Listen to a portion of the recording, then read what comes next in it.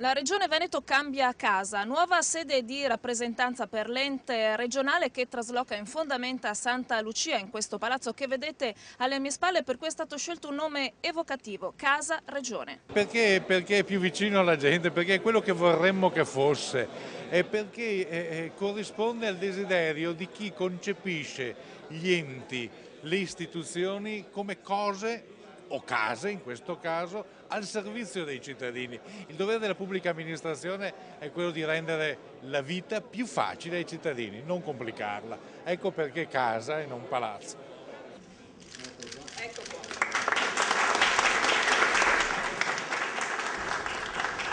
Una vera e propria cittadella alle porte della città storica che nei suoi 21.000 metri quadri, suddivisi in 6 piani, ospiterà circa 18 strutture di livello regionale, dagli affari generali al demanio, dal Corecom all'avvocatura, solo per citarne alcune.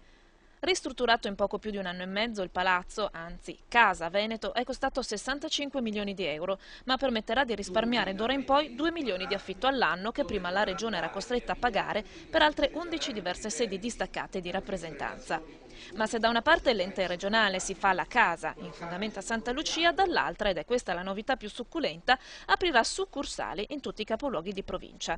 Da Belluno a Rovigo, da Padova a Treviso, passando per Verona e Vicenza, gli uffici regionali avranno una loro presenza in ogni singola provincia, in modo da avere un'unica casa per un'unica grande regione del Veneto.